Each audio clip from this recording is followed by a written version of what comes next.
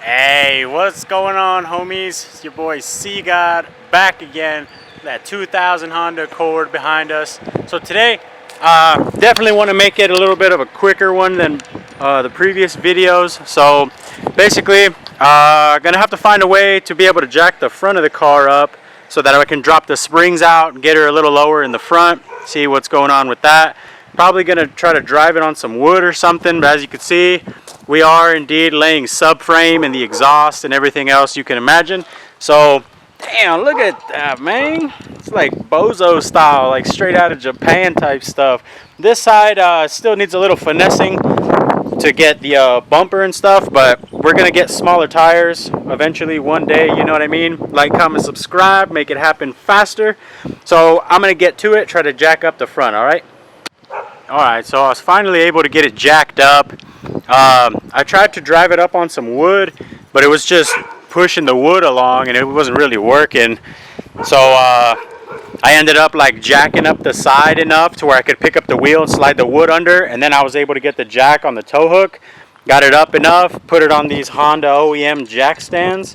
So for the front, it's basically going to be the same as the rear. We just zapped those nuts off of the top, as you can see, nut washer combo, and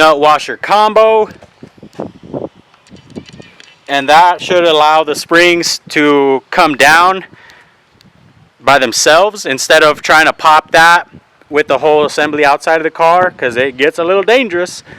So next up, I'm going to go ahead and start jacking it up, pull the wheels off, and we'll see what we got to do to remove the strut assembly, alright? Okay, so order of operations for all this madness. Basically, you want to go ahead and loosen up everything. There's a cotter pin holding in your upper control arm here to your spindle. Yeah, spindle. So here's all the hardware. Cotter pin. The 10mm bolts hold the ABS line. This is the main bolt connecting your bottom fork here to the lower control arm. That bolt is what pinches the bottom of the strut. I wasn't able to get it out very easily. I ended up having to cut a portion of the spring, and then I was able to get it out pretty easily, but that's neither here nor there. Be very careful when doing this. The way I did it is I cut like almost all the way through the spring, and then I just jacked it up until the pressure of the car collapsed it, you know, broke it off for me. Because I mean, I've never actually done it, but I think if you were to cut a spring while it's under tension with the grinder and it grabs that disc, it'd probably blow it up straight up, you know what I mean? So be very careful, very dangerous stuff. Wear safety glasses. But yeah, so now we're here. So we just need to take the spring off. Very simple stuff, and it's already on bump stop, as you can see. So now we're just gonna slap it back in the car and call it a day. See how low it goes, and yeah, let me get to it. Okay, got her all put back together. Looks like it's kind of starting to rain, so we're gonna try and set her down, and I don't know if I'll be able to get the jack out. Fuck. Okay, so it looks like we're gonna have to put a block of wood under it just to get the jack out. Sorry for the jacking. I left the bump stop in it, same as the rear, so I mean it shouldn't be terribly low, I wouldn't think. There you have it. Okay, let's try it again.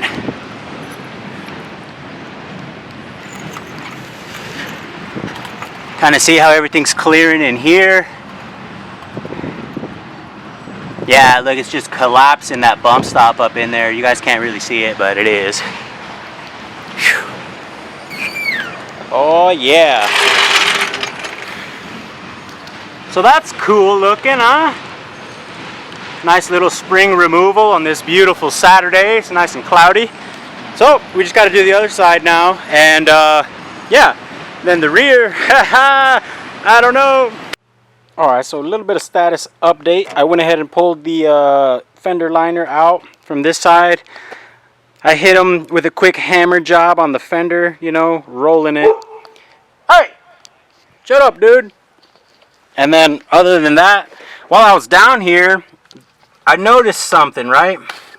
Check that out. That is indeed a set of vice grips, if it would focus. There you go. Set of vice grips holding one of the exhaust flanges together. I always wondered why I had an exhaust leak. But yeah, then I got the helpers out here. But either way, I gonna knock this side out, you know, same exact deal as the other side. Next order of business is just slap the wheels back on. Should be good to go. So, other than that, hopefully it's okay. Let's see kind of like what ground clearance looks like. Honestly, I mean, it looks halfway decent, surprisingly. So that's cool. I was thinking I'd have to raise the motor and whatnot. I did put some WD-40 on the tie rods just in case I need to adjust them. But yeah, so we're going to slap the wheel back on. I just want to show you guys the vice grip deal, just so you guys know that this thing is a certified hoopty before I actually started ruining it even more. You know, we're not out here molesting cream puffs and whatnot. So let's get it. Alright, so here we have it. I tried to drive it, right? Like moved it over there and then moved it back. But it smells like hella rubber. And I don't know from where. All the tires look okay. I really don't know where else it would be from. I'm clearing right here. The only thing I could think of is the rear tire is maxing out on the very top. But honestly, I shoved my phone in there with the camera, you know, and looked around, and it doesn't look like it's from there either. I'm debating whether I should try to send it out of the driveway or not.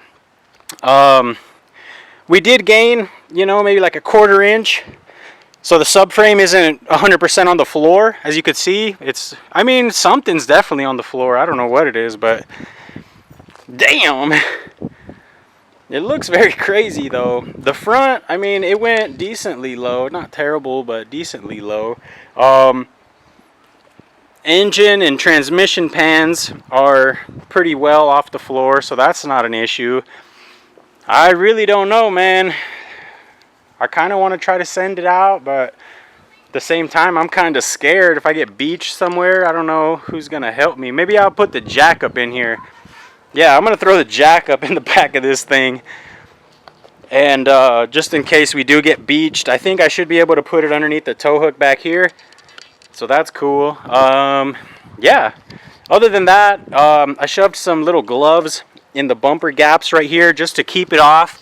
You can see it's still super duper close. I don't know if the camera will show it, but there's maybe like like a millimeter away from there. And then you could see I had the clearance where that bumper attaches to right here. Can't really see it, but I had to clearance the shit out of it.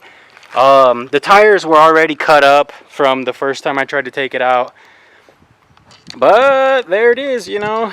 What do you guys think? Should I send it out or should I not send it out and just raise up the rear tad?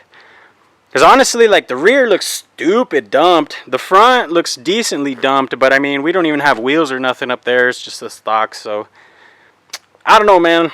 I'm gonna see what's good.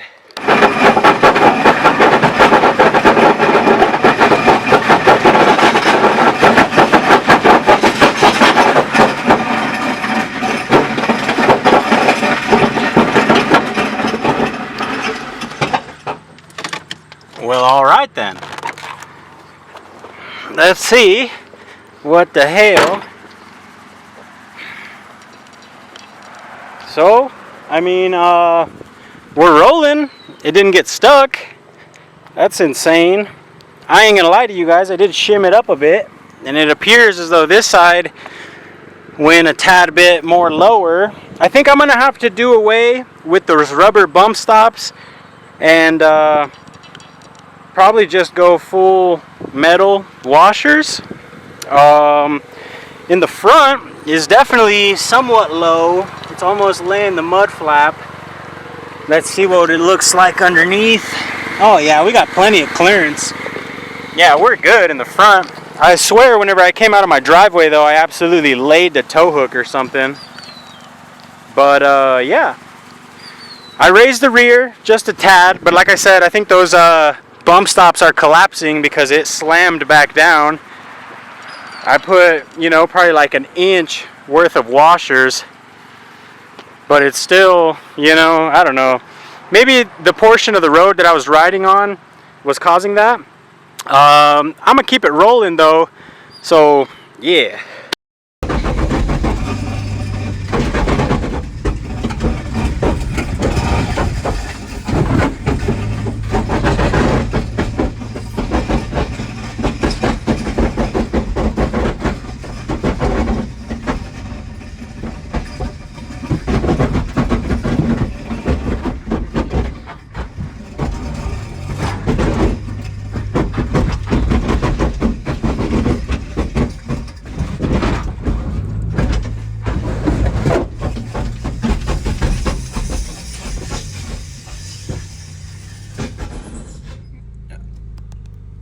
Oh yeah!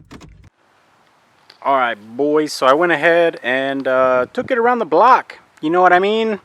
I did indeed add some washers and other random things I could find around the garage. I don't know how much it lifted the rear up. Probably not too much, but like I said, I'm probably going to have to do away with the rubber bump stop or whatever the hell that shit's made out of, and get some real steel, you know what I mean? Once I come up on some more washers, I could probably lift the rear up, you know, just, I don't know, maybe like an inch or so more. Like right here, you could see, I mean, it's still 100% tucking. I really just don't want to go through the gas tank or anything like that, you know. Being that this is a budget build, I really don't want to do a fuel cell or nothing like that yet. Anyways, you know what I mean? But if it comes out sick as it has been so far, then, I mean, maybe. You know what I mean? We'll just scrape through whatever we got to scrape through. But, yeah, I think that's probably going to be it for this one. I'll include some footage. Or I may have already included it if you already watched it. But I took it on my phone with Snapchat, so the quality ain't the greatest. But it basically just lays the entire time you drive it. So, yeah. But, like I said, it still has a factory catalytic converter. It's got the factory exhaust, everything. So, I mean, the exhaust is literally on the floor right now. So, it's going to scrape the whole time anyways. But, yeah. I live in a little town of Holcomb, Kansas. So, people on the street were probably like, what in the bejesus is this? You know what I mean? And I was backing the car up also, and I ran into that tire right there because the wheels stick out like crazy. I had the seat right here forward because I was working in the back on those top hats. I wasn't looking at this mirror, only at one other mirror. And ran over the tire, bro, and it hella smacked the car. You can see the sidewall right there. But luckily, it didn't cause any major damage. It just, like, I'm pretty sure it just hit the tire of the car right here. And then it, like, wham, bounced up and hit the car. So that's cool. No major damage. Yeah. But yeah, like I said, after I added the washers and stuff that I had around the shop, it's able to move. So like it is automatic, obviously. So when you put it in drive or reverse or whatever and you let off the brake, before it was just absolutely beached. You know what I mean? And you had to give it gas to move, but now it moves on its own power. So I believe it's just scraping the gas tank or the exhaust. So I mean, we can look under here and I'll kind of give you an idea. I don't know if you'll be able to see, but I mean, it just looks like it's on the floor, though, honestly. Like, there ain't really much else for you guys to see, but very minimal ground clearance. The only thing that is actually touching the floor currently, though, is the exhaust. So, I mean, my driveway, it is what it is. You know what I mean? But somehow, it went in, it went out, did its thing, you know? Got the gosh darn train passing by. So that's cool, you know what I mean? But yeah, you can see here approximately what I'm talking about. It's not the best driveway entrance. Definitely laid the tow hook or something in the front. I felt it. So yeah, either way, there's the other Honda. Y'all know about that. So here you have it. But that's basically going to be it for this one. We done got the front lower. That was the goal of this video. Other than that, I mean, from here, I need new tires straight up. After I get different tires, I'll probably end up putting the rear fender to lip and then working on the front. So yeah, but this is currently where we're at. Like, comment, subscribe, boys. Hopefully you guys enjoyed this video of this little hoopty we got going. And if not, I mean, why are you watching? Especially this far in the video, you feel me? Like, comment, subscribe. Catch you guys later. Deuces.